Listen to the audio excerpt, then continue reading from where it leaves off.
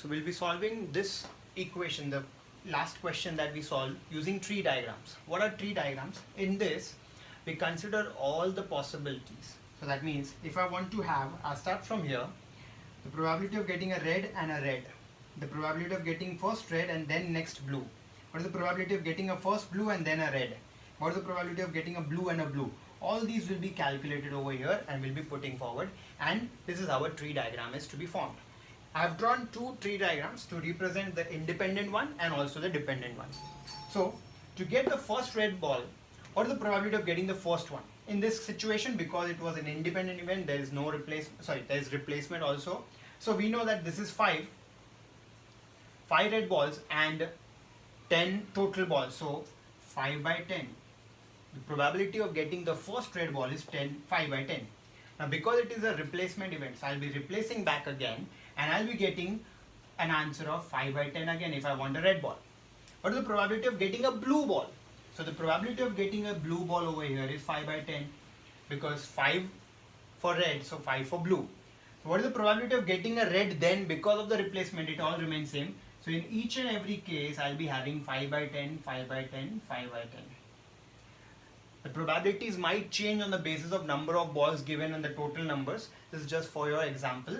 So I get to know that the first red ball has a probability of getting a 5 by 10 and the next one has a probability of getting 5 by 10. So what is the probability of getting both red balls back to back?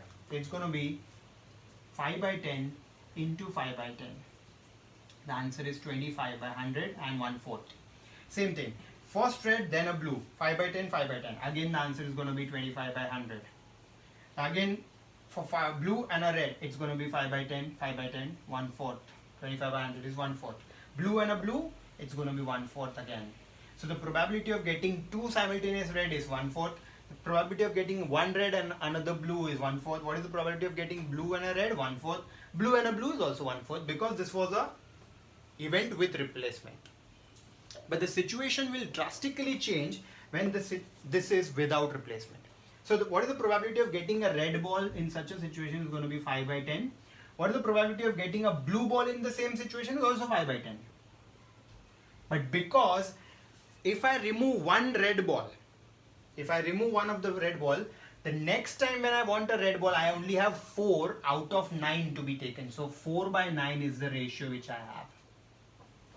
Okay.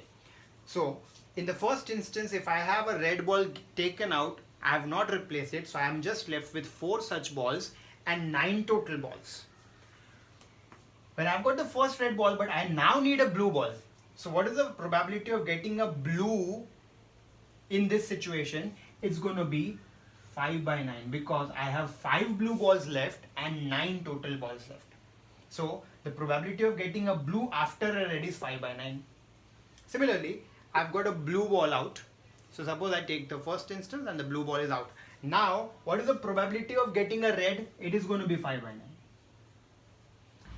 Okay. And what is the probability of getting a blue? Because one of the blue is out, I only have 4 blue balls left out of the 9 balls. So I'll be having 4 by 9 as a probability of blue.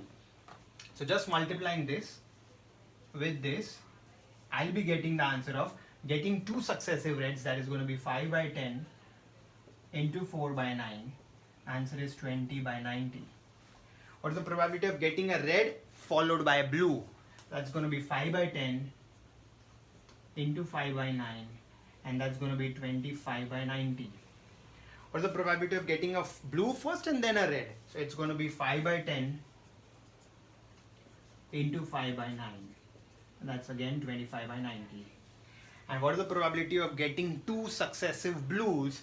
That's going to be again 20 by 90. If you see, the answers over here do not match with the answers over here, and that is because there was a replacement, and over here there was a replacement, there was no replacement. Secondly, we were doing it via tree diagram, so any questions henceforth can be solved directly from here. So tree diagram is a very important way of solving your probabilities, most important in your IGCSE.